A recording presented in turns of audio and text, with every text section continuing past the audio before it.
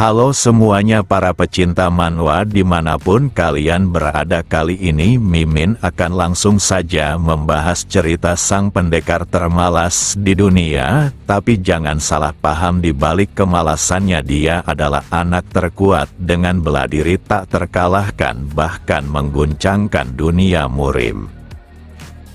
Pada cerita sebelumnya diakhiri dengan Wi Yonho yang telah tiba di sekte Gunung Hua, dan Wi Yonho seolah mendapat malapetaka dikarenakan ayahnya mengatakan jika dia harus ikut dalam babak penyisihan.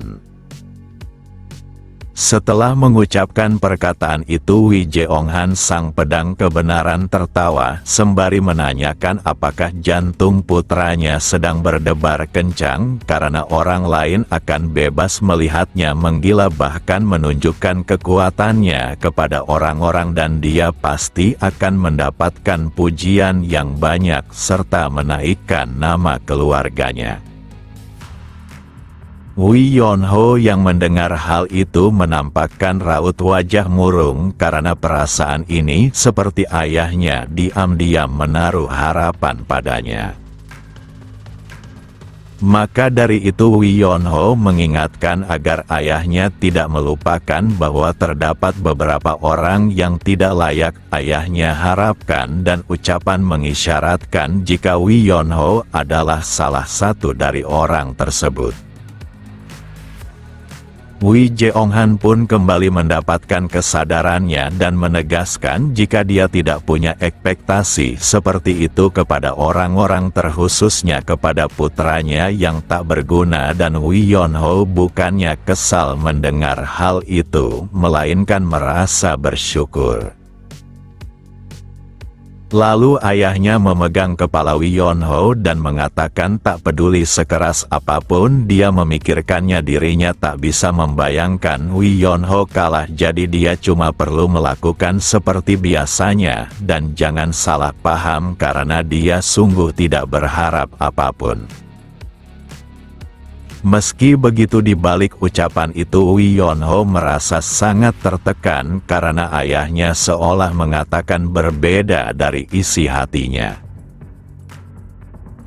Di saat yang sama Wi Sanho sang pedang pembantai iblis juga datang menyemangatinya dengan mengatakan jika tak ada yang perlu dikhawatirkan dan adiknya juga tidak perlu mengerahkan semua kemampuannya karena lawannya pasti juga akan merasa gugup, mengingat ini adalah turnamen yang sangat besar. Walau ucapan ayah serta kakaknya seakan menyemangatinya, tapi ini terasa seperti ekspektasi keluarga, dan hal ini membuatnya terasa berat, seolah di pundaknya ada sebuah gunung besar yang harus dipikul di tiap langkahnya.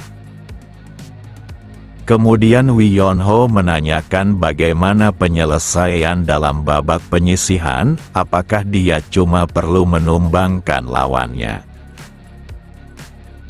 Wi Jeonghan menjawab jika Wi Yonho berhasil memblokir 3 gerakan tetua dari sekte Gunung Hua maka dia akan dinyatakan lolos, bahkan dia tidak perlu melakukan sparring di babak penyisihan.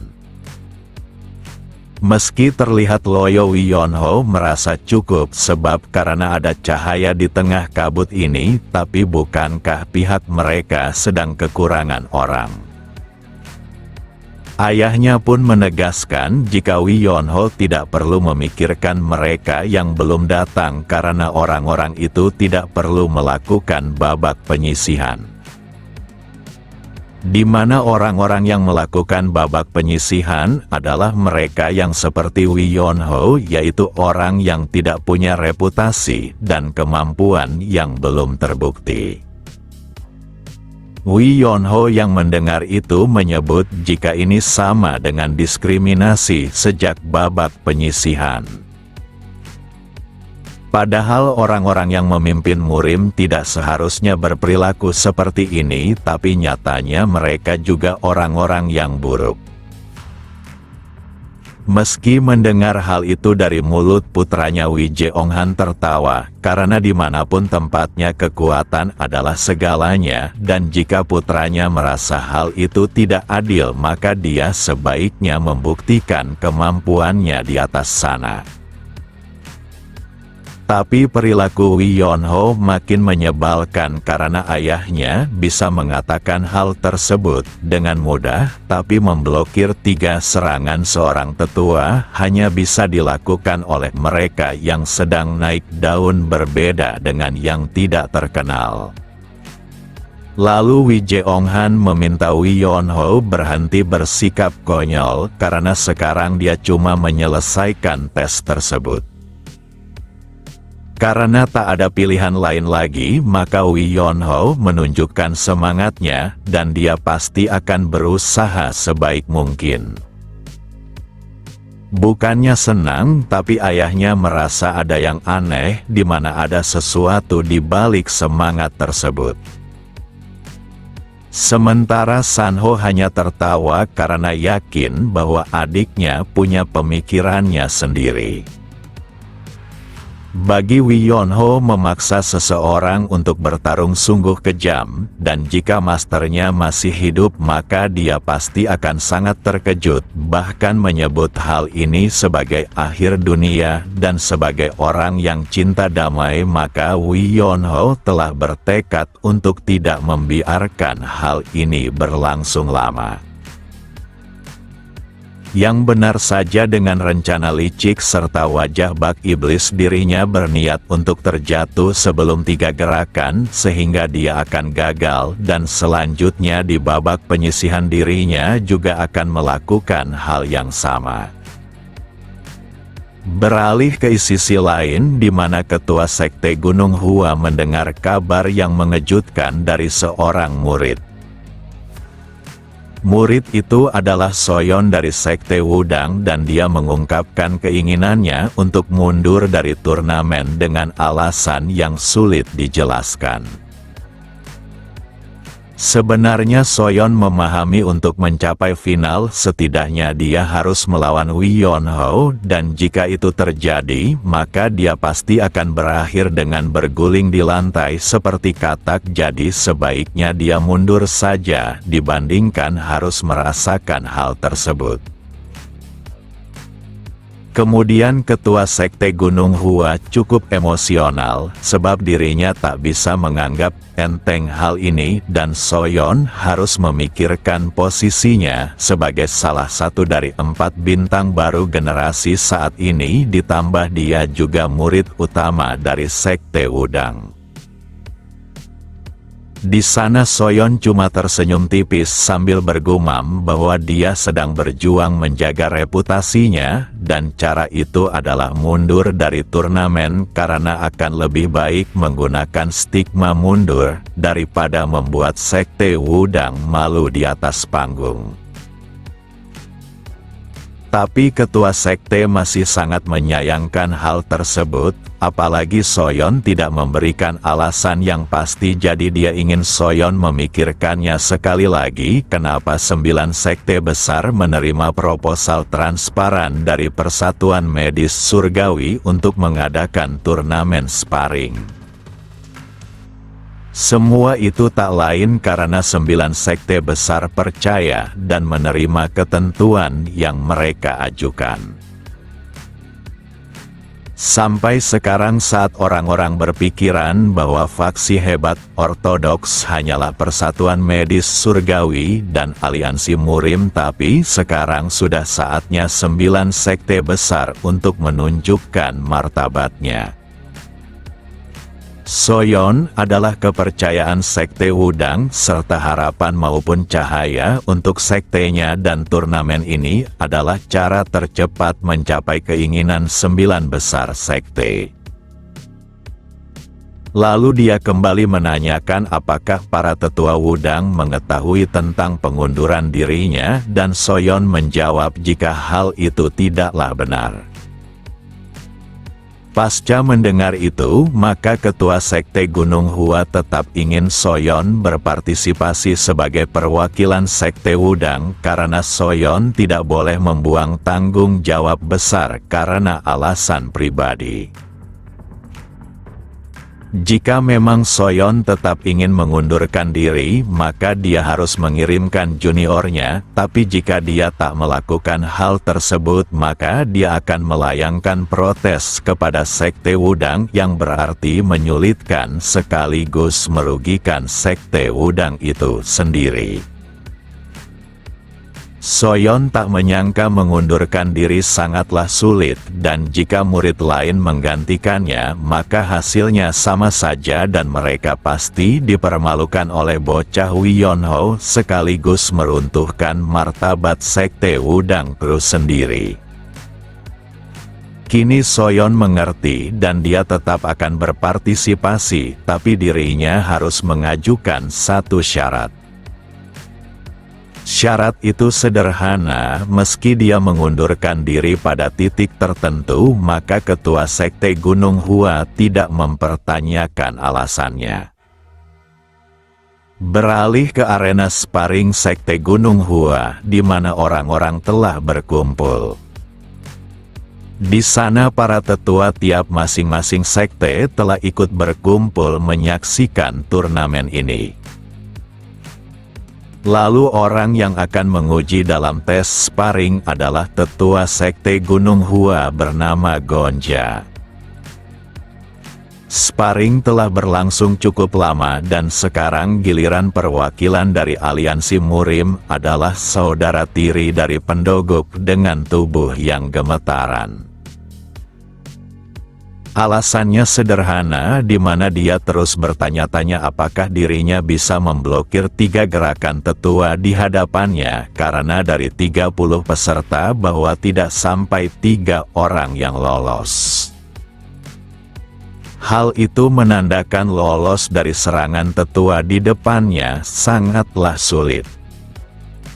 Gonja dapat melihat murid di depannya merasa takut, tapi tatapan matanya tetap teguh, dan ini juga sikap seorang bintang yang sesungguhnya tanpa harus mundur meski lawannya jauh lebih kuat.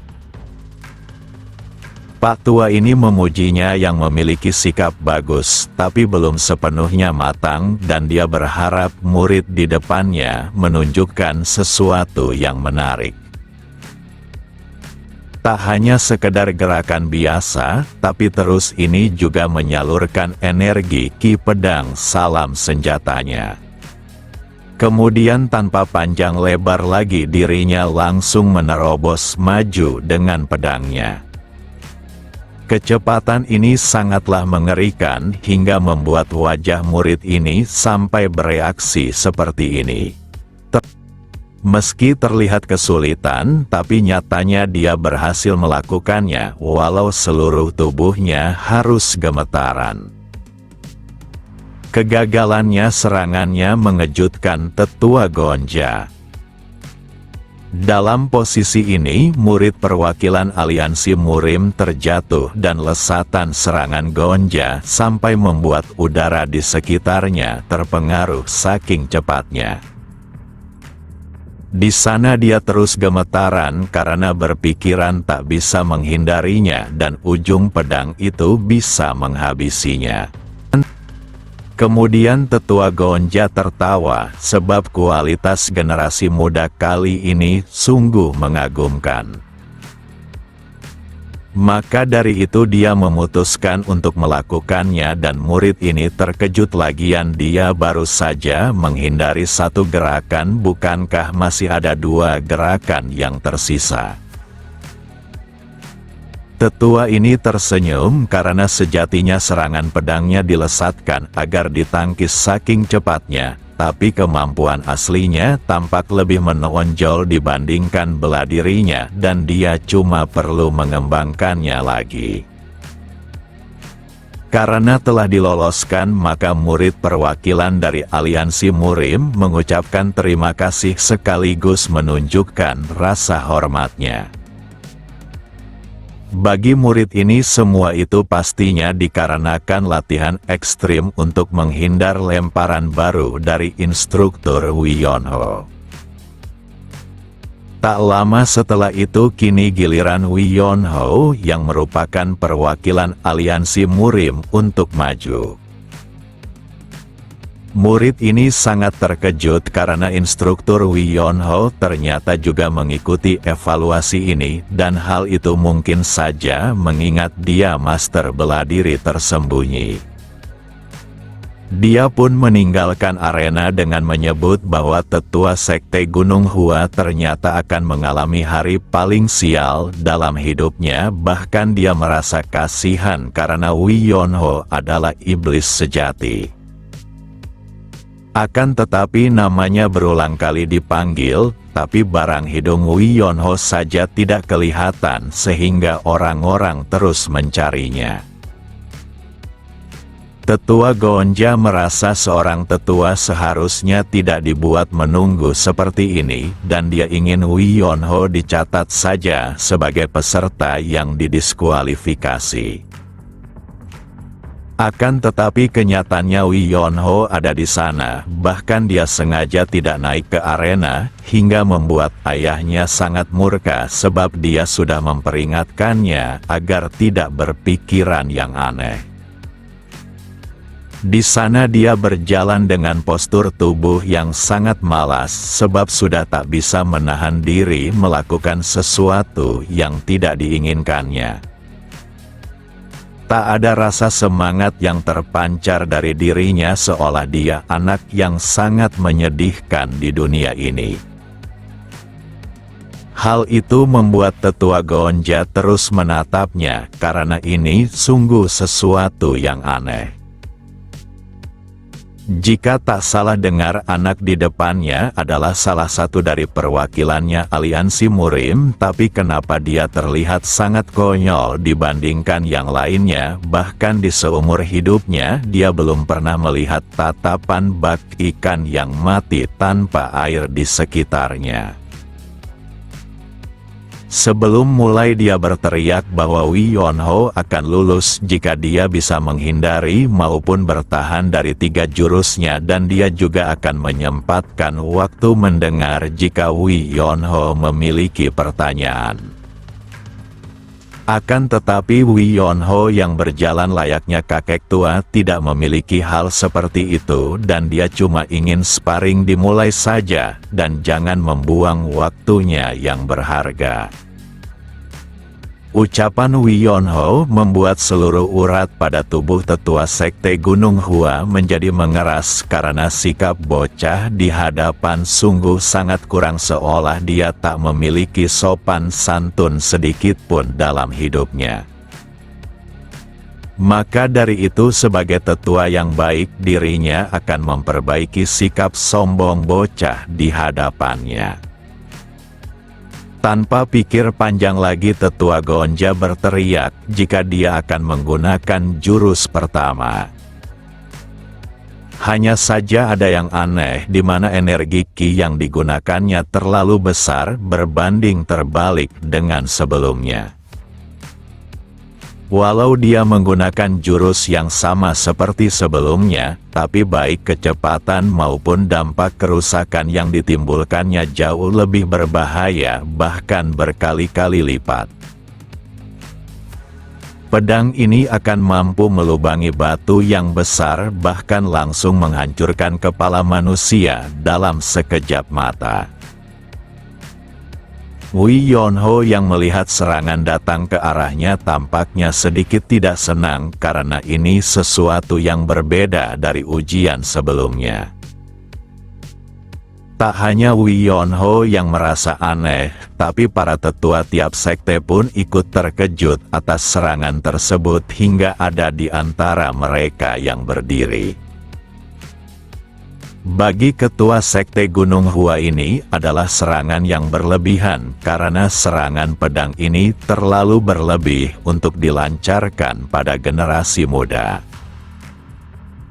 Semua orang terkejut bagi mereka yang berada di barisan penonton karena sparring sudah berjalan cukup lama, tapi baru kali ini tetua sekte Gunung Hua menyerang dengan serangan yang begitu ekstrim.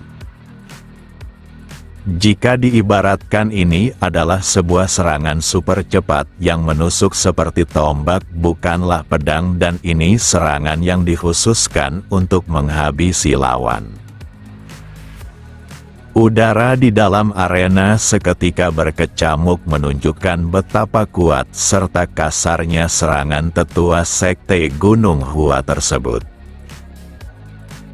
Hanya saja Wi Yonho malah mempermalukan tetua sekte itu karena dia tak hanya sekedar menghindari, tetapi juga melakukannya dengan cara yang spektakuler, yaitu cuma menggerakkan kepalanya saja. Teknik yang dilancarkan oleh tetua sekte Gunung Hua memang sangat cepat, tapi untuk melakukannya dia mengutip jarak momentum target untuk menyelaraskannya dengan energi ki yang harus ditanamkannya dalam pedang sehingga jarak tersebut sudah terukur. Kedua mata tetua sekte Gunung Hua menjadi tajam serta terbuka lebar saking terkejutnya. Namun yang paling menonjol di antara semuanya adalah sikap Wi Yonho yang malah menguap di saat seperti ini, menandakan serangan tersebut cuma sesuatu yang membosankan baginya. Seumur hidupnya dia tak pernah diperlakukan seperti ini, bahkan bocah di hadapannya berani menguap, dan apakah dia memang anak yang gila? Tetua sekte Gunung Hua tak tahu apakah berhasil menghindar adalah sebuah keberuntungan maupun Wi Yonho memang menakjubkan, tapi dia akan menghargai dengan memberikan pujian padanya. Saat Wi Yonho mengatakan jika dia telah lulus jadi sebaiknya dirinya segera meninggalkan arena, tapi tetua sekte Gunung Hua malah berteriak jika serangan itu cuma jurus pertama, jadi dia harus bertahan 2 jurus lagi untuk bisa lulus sepenuhnya. Tapi Wi Yonho tampak tidak menerimanya, karena tetua di depannya sudah menyerang sekuat tenaga dengan jurus itu sebab terbawa emosi, tapi sekarang dia pilih kasih menunjukkan dirinya tidaklah adil. Ucapan yang menyebutnya tidak adil makin membuatnya marah, karena itu sikap kurang ajar yang keterlaluan. Untuk membuktikannya, maka Wi Yonho menunjuk ke arah peserta sebelumnya, di mana dia langsung diluluskan hanya karena berhasil menghindari dagu serangan yang melampaui kriteria ujian, sehingga kenapa dirinya harus menghindari serangan berikutnya. Murid ini tidak menyangkal apa yang dikatakan oleh Wi Yonho, tapi kenapa dirinya juga ikut terseret.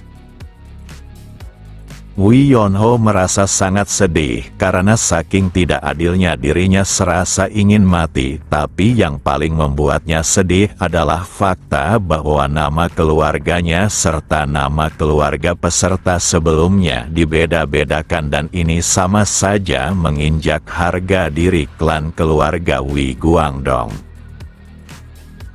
Ayahnya yang mendengar itu mulai murka dan dia tak mengerti bagaimana bisa putra kebanggaannya diremehkan seperti ini. Dia tak menyangkal ini adalah ujian, tapi jika tetua sekte Gunung Hua terbawa emosi, maka ini tidaklah bisa dibiarkan karena hanya dirinya yang bisa memukul putranya. Tanpa pikir panjang, Wi Jeonghan pun berteriak jika dia harus menyampaikan sesuatu. Para penonton yang menyaksikan hal itu juga berpendapat bahwa tetua yang menguji terlihat sedang pilih kasih. Awalnya Wi Jeonghan ingin menahan diri karena memikul tanggung jawab publik sebagai salah satu pengawas perwakilan aliansi Murim. Dia tidaklah meminta hasil yang sudah terjadi dibatalkan, namun dirinya takkan tinggal diam jika hal yang sama terulang kembali. Mulai sekarang dia akan mengawasi keadilan tetua sekte Gunung Hua sekaligus meminta putranya untuk membusungkan dadanya dan hadapi ujiannya. Lalu Wiyonho tertawa karena ayahnya cukup bisa diandalkan dalam keadaan tertentu. Jika sudah seperti ini, maka dia harus memberikan pelajaran kepada tetua busuk di depannya karena berani bersikap tidak adil padanya.